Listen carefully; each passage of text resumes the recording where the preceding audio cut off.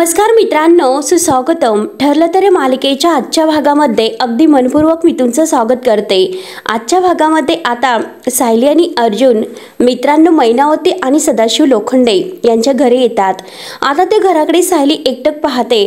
अर्जुन तिला विचारतो की सायली, अगं या घराकडे बघून तुला काही आठवते का? तेव्हा आता सायलीला मात्र आपल्या लहानपणीच्या कोणत्याही आठवणी आठवत नाही आणि जो कायम होणारा त्रास आहे आपल्या प्रतिमा आत्या आणि रविराज काका यांना बघितल्यानंतर तिला तो होत असतो. तर आज मात्र तिला कोणतेही असे हावभाव तिच्या चेहऱ्यावर दिसत नाही. त्यानंतर मात्र सायली फक्त पाहतच असते. तर इकडे आता ही मैनावती अजूनपर्यंत डायनिंग टेबलवर बसलेली असते. आता प्रिया तिच्या जवळ येते. आता मात्र मैना ही टेन्शनमध्ये असते. तर प्रिया मुद्दाम तिला विचारते की मैना काकू, अहो काय झालं? काही टेन्शनमध्ये आहात का तुम्ही? काही प्रॉब्लेम झालेला आहे का? तर मैनावती रागाने प्रियाला म्हणते की हे बघ काही नाही, आणि तुला काय करायचं ग? कायम सगळ्याच्या मध्ये येत असते आणि देखावा दाखवते. प्रिया तर हसते आणि म्हणते की बरं, मला काय करायचं आहे जाऊन द्या. आणि कारण मी जरा आता ड्रायव्हिंगसाठी निघत होते, विचार करत आहे की जरा नाटकाच्या थिएटरपर्यंत जाईन आणि तेथूनच मागे येईल. प्रिया मुद्दाम आता ह्या मैनावतीला तिकडे जाण्यासाठी हा प्लॅन तिने आखलेला असतो आणि मुद्दाम हे सर्व मैनावती समोर ती म्हणते. तर मैनावतीला असं वाटतं की आता प्रिया आपल्या घराकडे तर जात आहे आणि लगेच आता खुश होत प्रियाला थांबवते आणि विचारते की काय ग, तू तिकडे नाटकाच्या थिएटरकडे चाललेली आहे का? आणि आमचं घर सुद्धा तिकडे आहे. तर प्रिया म्हणते की हो, तुम्हाला जायचं आहे का तुमच्या घरी? यावर आता लगेच मैनावती म्हणते की हो ग, आत्ताच माझ्या मुलीचा फोन येऊन गेला, आमच्या घरामध्ये चोर शिरलेत, चोर. तेव्हा लगेच आता प्रिया मुद्दाम तिला आणखीन टेन्शन वाढवते आणि म्हणते की अहो, तुमचं दुकान सुद्धा आता तेथेच आहे, तर जे आता हे चोर घरासोबत दुकान सुद्धा लुटून नेणार तर. आणि हे बघा, मी तुम्हाला सांगते, अहो आजकालचे चोर आहे तर साधी सेफ्टी पिन सुद्धा सोडत नाही. बापरे, म्हणजे आता तुमचं सगळं काही दुकान ते अगदी चोरून नेतील. आणि जेव्हा तुम्ही तेथे जाताल तेव्हा तेथे बघताल की काय फक्त उघडदार आणि रिकाम्या त्या भिंती असतील. तेव्हा लगेच आता मैनावती थोडंसं रडते आणि म्हणते की ए टवळे, अगं जरा थोडंसं शुभ बोल. एकतर अगोदर टेन्शन आलेलं आहे, धडधड होते माझ्या छातीमध्ये. तर प्रिया आता मुद्दा म्हणते की अहो, मी तुम्हाला तेच सांगते, कारण मी जर असते तर लगेच तिकडे माझ्या घरी गेले असते जर अशी चोरी होत असती तर. आता मुद्दाम मैनावतीला तिकडे घेऊन जाण्यासाठी प्रिया म्हणते की चला तर मी तुम्हाला तिकडे घेऊन जाऊ का? मैनावती म्हणते की हो, मला तर तिकडे जायचंच आहे. घेशील म्हणजे नेशील ना तू तिकडे? प्रिया म्हणते की अहो, मग तुमच्या संकटाच्या वेळेस जर मी तुम्हाला मदत नाही करणार तर मग आणखीन कोण करणार? मैनावती तर लगेच खुश होते आणि चल चल पटकनी असं ती प्रियाला म्हणून. प्रिया तर आता तिला तेच हवं असतं की कुठे ती आता मैनावतीला घेऊन तिकडे जाईल आणि सायली अर्जुनला आता रंगे हात पकडेल म्हणून. त्यानंतर आता साक्षी ही सचिनला घेऊन आपल्या घरी येते आणि त्याला बसायला सांगते. तेव्हा आता साक्षी परत विचारते की आता मात्र सगळ्या फ्रेंड्सला भेटून तर झालेलं आहे ना, मग आपल्याला मात्र लंच किंवा डिनर बाकी तर नाही ना? तर सचिन आता हसतो आणि म्हणतो की राईट, आता नो कमेंट्समेंट, नो फ्रेंड्स, आता फक्त यस आणि यस. तेव्हा आता साक्षी पाहते आणि विचारते की म्हणजे काय? तेव्हा आता सचिन म्हणतो की समीरा आणि सचिन. तेव्हा आता साक्षी हसते, नाईस असं म्हणते आणि एक काम करते, मी आपल्या दोघांसाठी मस्त जेवण ऑर्डर करते. आणि हे बघ ना, अरे ऐक ना जरा, एखादी फिल्म बघता बघता आपण मात्र जेवण करूयात. तेव्हा आता सचिन म्हणतो की अगं सॅम, प्लीज ऐक ना, अगं खरंच ऑलरेडी माझं पोट खूप भरलेलं आहे. तर अगं हे बघ ना, माझ्या मित्राच्या बायकोनी मात्र अगदी मला फोर्स करून करून इंडियन फूड खायला घातलं. आता सचिन मुद्दाम खोटं बोलतो आणि त्याच्या मुलाने मात्र मला 2 चॉकलेट सुद्धा दिली, त्यामुळे खरंच आय एम फुल. त्यामुळे ऐक ना प्लीज, तू तुझ्यासाठी जेवण ऑर्डर करते का? तेव्हा आता साक्षी म्हणते की अरे यार, अरे तू जेवून सुद्धा आलास आणि वर त्याच्या मुलाने दिलेली चॉकलेट सुद्धा खाऊन आलास आणि खरंच गुड, खरंच फॅमिली मॅन, अगदी लकी. तेव्हा मात्र आता लगेच सचिन सांगतो की हो, माझ्या वयाचा आहे तर तो, आणि त्याला 2 मुलं आहेत तर. तेव्हा आता साक्षी त्याला विचारते की सचिन, अरे तुझं लग्नाबद्दल काय विचार आहे? तर तेव्हा सचिन तिच्याकडे बघत असतो. त्यानंतर आता इकडे प्रिया ही मैनावतीला घेऊन गाडीमध्ये बसवते. मैनावती गाडीमध्ये बसते आणि प्रियाला म्हणते की चल अगं बाई चल लवकर. प्रिया साया मैनावतीवर ओरडते की तेथे जो बेल्ट आहे ना तो लावा. तर मैनावती विचारते की कुठे आहे ग. तर प्रिया रागाने मैनावतीला बाजूला करते आणि तो बेल्ट तिला लावायला देते. आता बेल्ट लावल्यानंतर मैनावती म्हणते की अगं तुझ्या मनासारखं झालं ना, मग चल ना लवकर आता. प्रिया आता रागाने अगदी स्पीडमध्ये गाडी चालवते. मैनावती अगदी घाबरलेली असते की आपल्या घराचं काय होईल, सगळं काही अगदी चोरून तर नेलं नसेल ना याचं तिला टेन्शन असते. त्यानंतर आता सायली आणि अर्जुन आता घराजवळ येऊन पोहोचतात. आता सायली कुलूप उघडत असते आणि तोपर्यंत प्रिया मात्र मैनावतीला गाडीतून घेऊन आता तिकडेच येत असते. त्यानंतर आता इकडे साक्षीने जो प्रश्न विचारला की लग्नाबद्दल काय, त्यावर आता सचिन म्हणतो की आय नो, आणि हे बघ अशीच आहे मी, म्हणूनच तुला मी डायरेक्ट विचारते, अरे लग्नाबद्दल तू काय विचार करतोस. त्यावर आता सचिन म्हणतो की वेल, आणि हे बघ लग्न करण्याचा विचार तर आहे माझा, पण हे बघ कारण मला माझी आयडियल पार्टनर अजून भेटलेलीच नाही.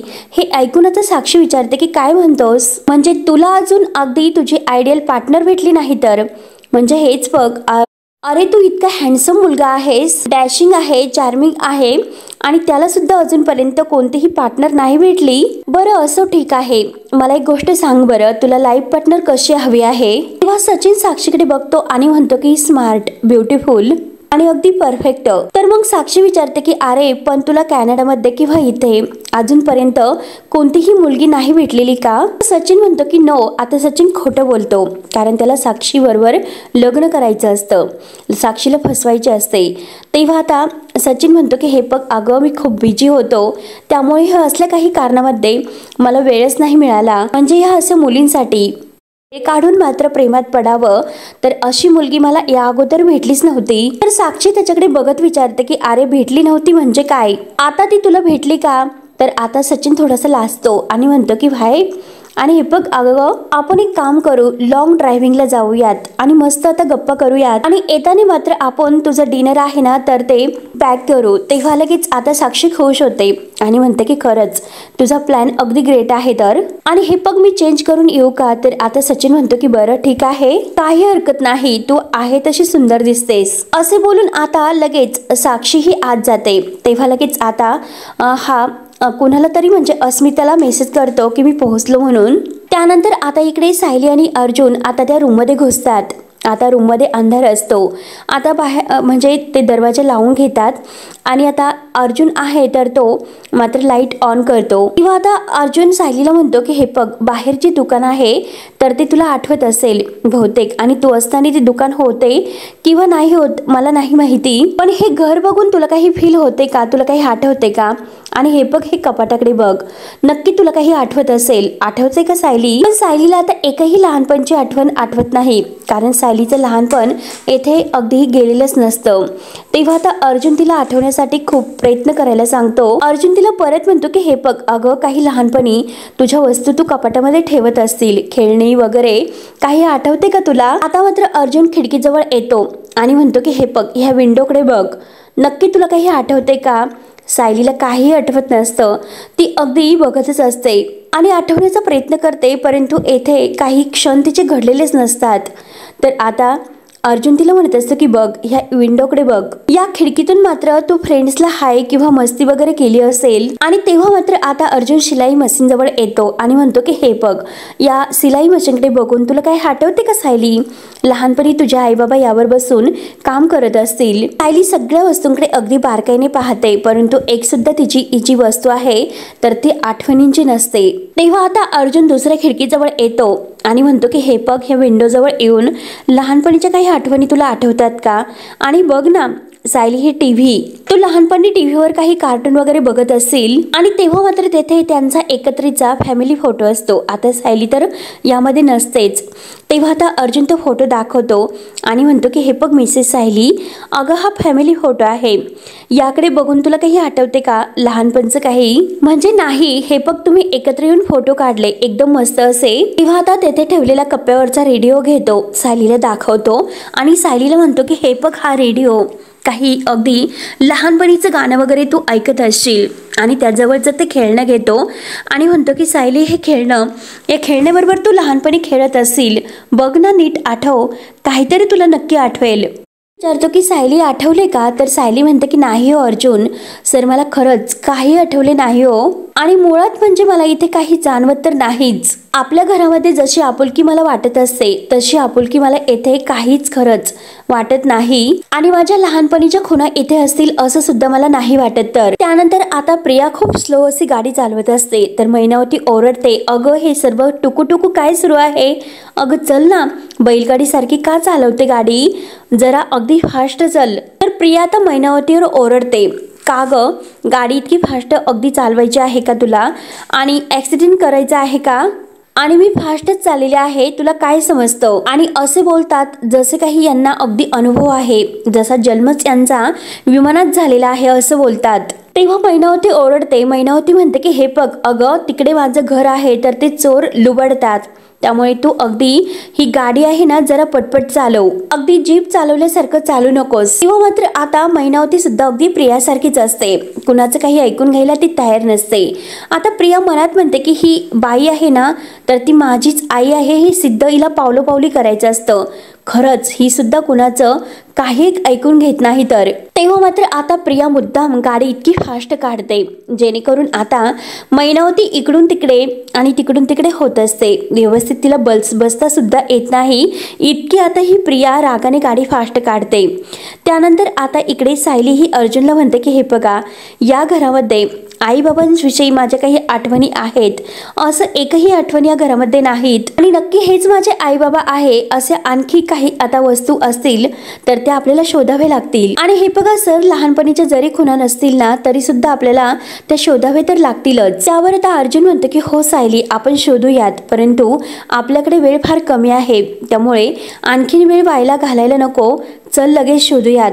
म्हणून सायली आणि अर्जुन मात्र टेबल वगैरे आता तेथील जे कपाट वगैरे आहे सगळं काही चेक करतात, जेणेकरून काही आता अशी वस्तू सापडेल की जी लहानपणीच्या अगदी सायलीच्या आठवणीत असेल. आणि दोघे आता शोधत असतात तर इकडे आता मैनावती प्रियाला म्हणते की अगं हे बघ, इतकी फास्ट स्पीडने गाडी कशाला चालवते? अगं जरा हळूच चालव. मी तुला गाडी ही फास्ट चालवायला सांगितली होती, विमान उडवायला नव्हतं सांगितलं. तरी सुद्धा प्रिया अजून काही गाडीचा स्पीड कमी करत नसते. तर आता मैनावती ओरडत असते की अगं जरा हळूच चालव. आणि तेवढ्यात आता समोरून एक गाडी येते. आता मैनावती ओरडते की अगं समोर गाडी बघ. आता मैनावतीला खूप टेन्शन येते, कारण कुठून हिच्या गाडीमध्ये बसले असेल. एकतर गाडी सुद्धा अजूनपर्यंत स्पीड काही हिने कमी केलेलं नाही, म्हणून मैनावतीला आता खूप भीती वाटत असते. आणि मैनावती जोरात आता प्रियावर ओरडत असते. आता दोन्हीकडे अगदी आपले हात टांगून धरून बसते आणि ओरडत असते की अगं तू माझा जीव घेते की काय? आता मैनावतीला खूप टेन्शन येते. प्रियाचा गाडीचा स्पीड अजूनपर्यंत कमी नसतो, ती तर आणखीनच रागात गाडी आणखीन फास्ट चालवत असते. आणि मैनावतीचा जीव अगदी टांगणीला लागलेला असतो आणि ती जोरजोराने ओरडत असते की प्रिया जरा गाडी ही अगदी कमी स्पीडने कर. त्यानंतर आता सायली आणि अर्जुन इकडे त्यांची अजून शोधाची सुरूच असते. आता प्रत्येक ठिकाणी आता कोपरा ते शोधत असतात. त्यानंतर आता इकडे प्रियाच्या गाडीचा स्पीड अजूनपर्यंत काही कमी नसतो, परंतु आता होते तर काही. आता मात्र शेवटी प्रियाची गाडीच अचानक रस्त्यात बंद पडते. प्रियाला तर आणखीन टेन्शन येते. तेव्हा आता गाडीला नेमकं काय झालं असेल, काय प्रॉब्लेम आला असेल, म्हणून प्रिया आपला सीट बेल्ट घालते आणि आता खाली उतरणार तोच लगेच मैनावती प्रियाचा हात धरते आणि म्हणते की अगं माझं सुद्धा काढ, खाली कशाला उतरतेस? अगोदर माझा काढ सीट बेल्ट. ए बाई, अगं सोड ना मला पण, अगं माझं सुद्धा सोडव. आणि काय टेन्शन आहे, कसं सोडवायचं आता हे? म्हणून मैनावतीला काही आता हा सीट बेल्ट सुद्धा सोडवता येत नाही आणि ती जोरजोराने ओरडत असते. तेव्हा आता प्रिया इकडून तिकडून पाहते की नक्की गाडीला काय झालं असेल. आणि तेवढ्यात आता इकडून आता आल्यानंतर तिला समजते की गाडीचा टायर पंक्चर आहे. तर डोक्याला हात लावते. प्रिया तर खूप वैतागते. आणि तेवढ्यात मैनावती सुद्धा गाडीच्या खाली उतरते आणि विचारते की काय ग, काय झाले? आणि बघते तर काय, गाडीचा टायर पंक्चर असतो. मैनावती डोक्याला हात लावते आणि म्हणते की अरे कर्मा माझ्या, अगं हे बघ, अगं तुझ्या गाडीचं चाक बसलेलं आहे, आता काय करायचं बरं? तेव्हा आता प्रिया लगेच म्हणते की थांबा, मी रोड साईड असिस्टन्सला कॉल करते. ती गाडीतून आपला मोबाईल काढत असते. तर आता मैनावती विचारते की काय, कुणाला कॉल करतेस? प्रिया मात्र आता आपला मोबाईल घेते. तर मैनावती आता खूप ओरडत असते की अगं पोरी, तू काय करतेस? कुणाला कॉल करतेस? आणि अगं तिकडे चोर माझं सगळं काही घर लुटून नेतील, मला घरी जायचं आहे आणि तू इकडे कुणाला कॉल करत बसलीस. आता डोक्याला हात लावते आणि म्हणते की आता मी काय करू. आणि परत प्रियावर ओरडते की अगं हे बघ, अगं मला घरी जायचं आहे, तू घरी सोड ना. तर प्रिया म्हणते की हे बघा थांबा. तर आता मैनावती ऐकायला तयार नसते. काय सांगू, काय थांबू, आम्हाला घरी सोड. तर प्रिया आता जोरात ओरडते की अहो थांबा. प्रिया जोरात ओरडते की एकतर अगोदरच कोणी येथे फोन उचलत नाही आणि तुमचं काही अगदी टेन्शन देण्याचं काम सुरू आहे. तर आता मैनावती म्हणते की कोण तर तुझा फोन उचलणार आणि कुठून मला सुचलं की हिच्या या खटाऱ्यात मी बसले म्हणून. आणि काय करू, मला घरी जायचं आहे, कोणीतरी मला घरी सोडवा, मला घरी जायचं आहे, मला घरी सोडवा कोणीतरी म्हणून मैनावती खूप ओरडत असते. तर आता प्रिया ही आपल्या मनात म्हणते की आता मात्र ह्या गाडीला आत्ताच बंद पडायचं होतं का. एकतर अर्जुन आणि सायली तिकडे अगदी घरामध्ये सर्व काही शोधतील आणि जर त्यांच्या हाती जर काही सापडले तर मात्र अवघड होईल आणि मीच ह्या लोखंडाची मुलगी आहे हे मात्र ते सिद्ध करतील. परंतु आता किती काही झाले तरी त्या अगोदर मात्र मैनाला मला तिकडे घेऊन जावेच लागेल असा विचार करून आता प्रिया ही रिक्षावाल्यांना आवाज देते आणि तेवढ्याच समोरून एक रिक्षा येते. तर प्रिया आता थांबवते आणि म्हणते की हे बघा, थिएटरची जी मागची गल्ली आहे ना तेथे जायचं आहे. तर आता तो रिक्षावाला म्हणतो की चला तर सोडतो. आता दोघे एक घाईने रिक्षामध्ये बसतात. तर मैनावती म्हणते की चला लवकर चला, अहो दादा जरा लवकर करा चला. त्यानंतर आता सायली इकडे अर्जुन दोघेही आता खूप शोधाशोध सुरू करतात कारण त्यांना तेथे काही क्ल्यू मिळतो की काय हे शोधायचं असतं. त्यानंतर आता सायलीला एक डायरी तेथे सापडते. सायली ती डायरी चेक करते आणि त्यात बबली नावाचा एक नंबर आहे आणि त्याखाली अननोन नंबर असं एक लिहिलेलं असतं. सायली मात्र ते पाहते आणि अर्जुन सरांना दाखवते की अहो हे बघा, बबली नाव आहे आणि त्या ठिकाणी मात्र अननोन असा नंबर आहे. तर त्यानंतर आता इकडे अस्मिताची आता चिडचिड सुरू असते. आता ती म्हणत असते की खरंच सचिनची मला एक गोष्ट खरंच पटत नाही, एकदा तो कामाला जर गुंतला तर अख्ख्या जगाला विसरून जातो. त्यावर आता पूर्णाई म्हणते की अगं अस्मिता काय बोलतेस, तुझं नवऱ्याचं त्याच्या कामावर प्रेम आहे हे तुला अजिबात आवडत नाही का. अस्मिता म्हणते की अजिबात नाही, कारण त्याचं फक्त आणि फक्त माझ्यावर प्रेम असायला हवं. ते ऐकून आता कल्पनाला हसू येते आणि पूर्णाजीला सुद्धा. अस्मिता म्हणते की बघा ना, आता मी त्याला मेसेजवर मेसेज करते, त्याचा रिप्लाय येणं हे सोडूनच द्या, पण अजूनपर्यंत त्याने काही मेसेज वाचलेले नाही. तर तेव्हा आता कल्पना म्हणते की हे बघ अगं, नवरा हा अगदी कामात असल्यानंतर त्याला डिस्टर्ब करायचं नसतं ग, त्याला वेळ मिळाल्यानंतर तो नक्की तुला फोन करेल. तेव्हा आता अस्मिताची ही चिडचिड बघून पूर्णाई म्हणतात की अस्मिता अगं ही चिडचिड जी सुरू आहे ती अगोदर बंद कर बरं. अगं या दिवसामध्ये तू आनंदी असायला हवं, तरच बाळ आहे ना तर ते तुझं हसरं होईल. तर कल्पना म्हणते की पूर्णाई हे बघा, अहो मी काय म्हणते, तर जेव्हा अस्मिताचं बाळ जन्माला येईल ना तर तेव्हा ते कपाळावर अगदी आठ्या अगदी उमटूनच जन्माला घेईल. तर पूर्णाई म्हणते की कल्पना काय हसतेस, अगं मी बरं असं होऊन देईल का. आणि हे बघ अस्मिता, आजपासून मात्र जे मी तुला सांगते तेच करायचं, सकाळी उठायचं आणि ध्यान करायचं आणि मग माझ्यासमोर प्राणायाम आणि मग योगासना करायची. तर कल्पना म्हणते की हो. तेव्हा अस्मिता म्हणते की अगं पण पूर्णाजी. तेव्हा आता पूर्णाजी म्हणते की पण बिन काही नाही, आजपासून अस्मिता तू माझ्या ताब्यामध्ये आहे, त्यामुळे मी तुला जे सांगेल ते करावंच लागेल आणि चल याची सुरुवात आत्तापासूनच करूया. तर अस्मिता म्हणते की नको नको पूर्णाजी, अगं नकोय ना. तेव्हा आता पूर्णाजी म्हणतात की नाही अस्मिता, स्टडी रूम मध्ये चल बरं. त्यानंतर आता इकडे प्रिया आणि मैनावती रिक्षाने येत असतात. तर आता सायली म्हणत असते की हे बघा अर्जुन सर, या नंबरवर फोन लावून बघा. अर्जुन म्हणतो की अगं सायली, हा लँडलाईन नंबर आहे, आजकाल मात्र हा नंबर कोणीही वापरत नाही. तर तेव्हा आता अर्जुन लगेच त्या कॉलवर फोन करतो, परंतु तो नंबर बंद लागतो. तर आता अर्जुन म्हणतो की नंबर बंद आहे. तर सायली विचारते की आता काय करायचं बरं. तेव्हा आता इकडे मात्र मैनावतीची खूप घाई सुरू असते. ती रिक्षावाल्या काकांना म्हणते की अहो चला ना लवकर, जरा पटपट. आणि आता येणारे जाणारे जे काही आडवे गाडीवाले आहे त्यांना ओरडत असते की जाऊन द्या आम्हाला हो बाजूला. प्रिया आणि आता मैनावती त्या रिक्षावाल्या काकांना रोड दाखवते इकडून घ्या म्हणून आणि परत आता ओरडते की अहो दादा काय डुकू चालवता हो, जरा पटकन चला. तेव्हा आता हा रिक्षावाला ओरडतो की ए बाई जरा शांत बसा, नाही तर चालते व्हा. तेव्हा आता प्रियाला मात्र मैनावतीचा खूप राग येतो. प्रिया ती रागाने पाहत असते. तर आता ही मैनावती प्रियाला म्हणते की अगं बघ ना, हे बेन तर माझ्यावरच ओरडतं अगं सांग याला जरा समजून, तिकडे चोर मात्र माझं घर सगळं काही लुटून नेतील, तू सांग ना याला जरा फास्ट चालण्यासाठी. तेव्हा आता प्रिया म्हणते की आहो दादा चला जरा थोडंसं फास्ट चला. तेव्हा तो दादा म्हणतो की बरं ठीक आहे. प्रिया मात्र आता मैनावतीला शांत राहायला सांगते आणि आता सरळ चला हो जरा बाजूच्या साईडला चला लवकर, म्हणून रिक्षावाल्या काकांना खूप आता टेन्शन आणते. त्यानंतर आता इकडे अर्जुन आता चैतन्यला फोन करतो. तर चैतन्य म्हणतो की बोल ना अर्जुन. तर आता अर्जुन म्हणतो की हे बघ चैतन्य, मी तुला एक नंबर पाठवतो, लँडलाईन नंबर आहे तो आता नंबर बंद दाखवतोय, परंतु जेव्हा तो फोन चालू होता तेव्हा तो नंबर कुणाचा होता त्याबद्दलची सगळी माहिती आता मला हवी आहे. तर तेव्हा आता चैतन्य म्हणतो की हो मला फक्त आता त्या म्हणजे फोनमधून जी काही माहिती आहे ती घेण्यासाठी फक्त 5 मिनिटं लागतील, फक्त 5 मिनिटं दे, मी सर्व काही माहिती घेतो. तर आता अर्जुन म्हणतो की इट्स ओके, फक्त 5 मिनिटात तू सर्व काही माहिती दे. आता चैतन्य म्हणतो की फक्त 5च मिनिटात मी तुला कॉल करतो. तर अर्जुन म्हणतो की चल सायली, तोपर्यंत आता 5 मिनिट आपण त्याच्या मेसेज येण्याची वाट बघूयात.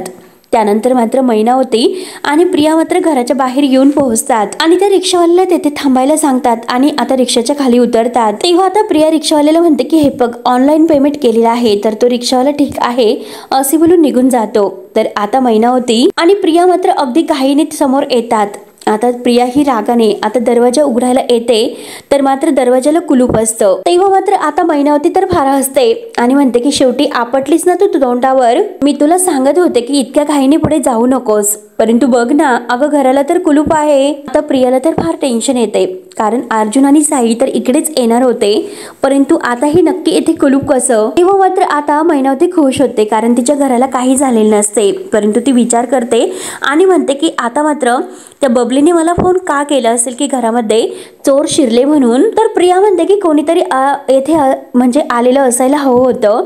आणि तेवढ्यात मैनावती आता तेथे शेजारी बसलेल्या पोराला विचारते की काय येथे कोणी आले होते का. तेव्हा आता ती मुलं म्हणतात की नाही येथे कोणीही आलं नव्हतं. तर प्रियाला आता टेन्शन येते की अर्जुन सायली नक्की कुठे गेले असतील, म्हणजे त्यांनी माझा हा सुद्धा प्लॅन फ्लॉप केला तर. तेव्हा मात्र आता मैनावतीला टीनाचा खूपच राग येतो आणि ह्या टीनाकडे बघतेच, या पोरीने मात्र माझ्या जीवाची खूपच वणवण केली, म्हणून ती टीनाला फोन लावण्याचा प्रयत्न करते. कशाला फोन केला असेल काय माहिती. तर प्रिया लगेच आता मैनावतीला म्हणते की नका, तिला आता फोन करू नका, जाऊन द्या ओ, मस्करी केली असेल तिने, तिला कशाला विचारत बसतात, एकतर माझी गाडी सुद्धा रस्त्यामध्ये बंद पडलेली आहे तर. आणि चला असे म्हणून आता मैनावती आपल्या कुलपाला हात लावते आणि म्हणते की देवी लक्ष्मी माता अगं पाव जरा आणि तू आतमध्येच राहा, असे बोलून आता त्या दोघेही तेथून जायला निघतात.